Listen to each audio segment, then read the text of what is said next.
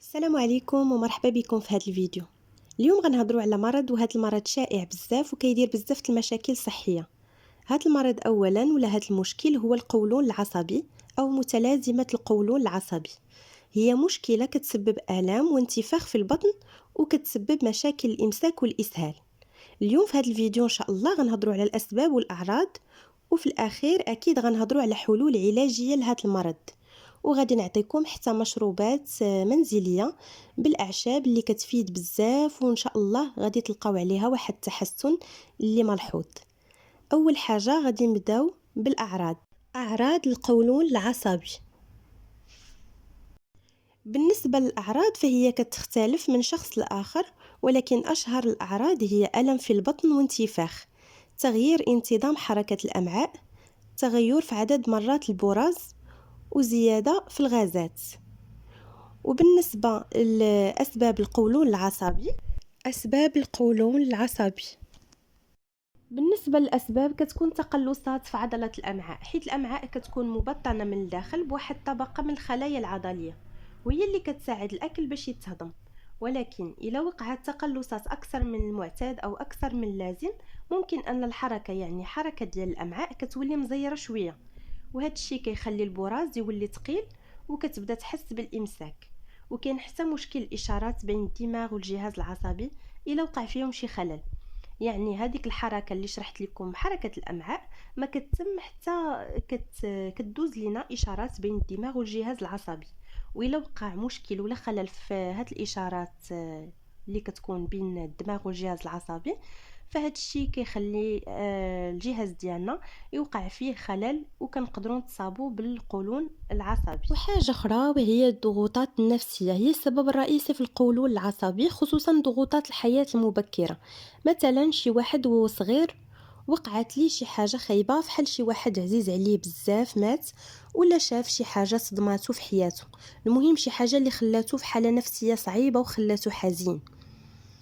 وبالنسبة للحاجات اللي كيخليو آلام القولون العصبي يزيد، فمنها الأطعمة. كاين أطعمة اللي كتسبب هذا المشكل، مثلا البن، القمح، ولا شي أطعمة اللي تقدر تسبب لك إسهال ولا دير لك انتفاخ. الضغط العصبي، هاد الضغط كيكون بسبب خدمه ولا عندك مثلا انتروتيان، ولا مثلا كتكون كتفرج في شي ماتش، يعني شي حاجه اللي فيها ستريس. هادشي كيسبب ضغط عصبي وكيزيد في زياده اعراض القولون العصبي. وبالنسبه للناس اللي هما اكثر عرضه للقولون العصبي، هما الناس اللي السن ديالهم فوق 50 سنه، والنساء اكثر عرضه من الرجال، والناس اللي كيعانيو من الاكتئاب، ويقدر يكون حتى وراثة. ودابا غنهضروا على العلاج. علاج القولون العصبي. اول حاجه كنتجنبوا الاكل، خصوصا بعدو على المشروبات الغازيه، الاكل اللي فيه جلوتين فحال القمح، الشعير، وكثروا من الباربه، التفاح، الجزر. تجنبوا كاع الاكل اللي كيسبب غازات، وعوضوه بالاغذيه اللي كتكون غنيه بالالياف الغذائيه. حاجة أخرى ولا تاني حاجة هي الرياضة. أصلا معروفة الرياضة بصفة عامة مزيانة، وبصفة خاصة مزيانة الناس اللي كيعانيو من الاكتئاب، حيث قلنا بأن الاكتئاب كيؤدي للقولون العصبي. واللي كيعانيو من حتى مشاكل نفسية كيف ما كانت، فالرياضة كتبقى أحسن حل وشي حاجة اللي زوينة بزاف. وأحسن حاجة هي ديروا الرياضة المشي بشكل منتظم ويوميا. النوم، خاصنا ننعسو مزيان وناخدو وقت كافي للنوم باش نفيقو مزيان ونكونوا ارتاحينا مزيان. واخيرا وكيف سبقت قلتها لكم، خاصنا نبعدو على الحاجات اللي كتخلينا في توتر وقلق. وفي اخر فقره في هذا الفيديو غنعطيكم مشروبات اللي ممكن انها تخفف من اعراض القولون العصبي. كاين اول حاجه كنقدروا نديروا شاي بالنعناع، فهو كيكون مفيد وكيهدئ لينا القولون العصبي. كنقدروا نحضروا شاي البابونج، حتى هو زوين بزاف وفعال. واخر مشروب غادي نهضر عليه هو شاي الكركم. هذا الشاي هذا زوين بزاف البنات ولا الرجال، المهم اللي كيسمعوا ليا في هذا الفيديو، جربوه. الناس اللي كيعانيو من القولون العصبي غادي تلاحظوا بان ما بقاش عندكم هذاك التهيج.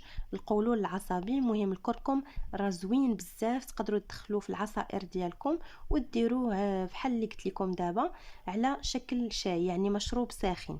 هاد المشروبات فهي ما كتعالجش القولون العصبي ولكن كتخفف منه بشكل كبير.